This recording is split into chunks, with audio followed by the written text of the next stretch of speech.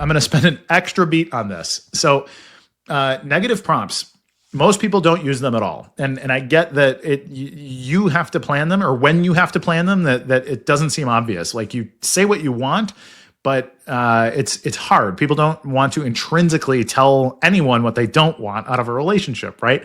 But imagine, or I'm gonna come off this mode here. So imagine you're on a first date, right?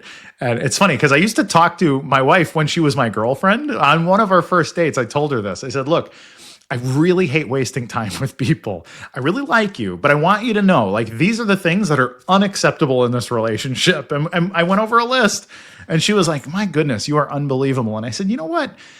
It's really important to be brutally honest when dating, right? Like, if you're the wrong person, I would like to know you're the wrong person at this meal, because what I don't want to do is spend a year dating you or 2 years dating you.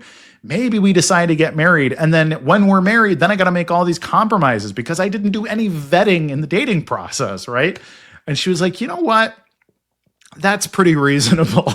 And so it's maybe an unreasonable thing to say on a first date, a little off-putting, but it turns out she was the right person for me. We were just talking about it the other day. Like, we don't yell at each other. We don't slam doors in the house. We almost never bicker about anything. And it's the fact that we both had a really powerful vetting process in our relationship at a very early stage. And so it was very clear, oh, we're actually compatible. We don't just like each other's eye color or the way that they do some other inconsequential thing.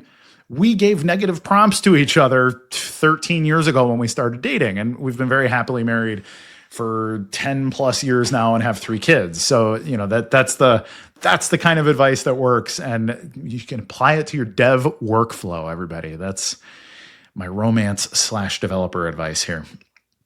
So, unbreakable. Without negative prompts, code will occasionally take shortcuts. They seem efficient in the moment, but they do create your problems downstream. It will delete a file that it thinks is unused. It will skip error handling on an internal API call because it should just work. It'll use lorem ipsum in a component if it just wants to get the project done. And it'll commit straight to your main branch because you didn't say not to. That's a really dangerous one. In fact, just earlier today, again, like I make a lot of PRs and I have to have like Luke and David and Root and some of these guys like double check my work. And you know what? Some of the stuff comes back and they're like, "Hey, this might actually be a bad thing." So we've gone back and we've had to iterate on what we're working on internally right now. So it's really good to have those quality gates. But if you don't do that, then the consequences of it will cost you just hours. It's terrible. So your negative prompts truly are guardrails.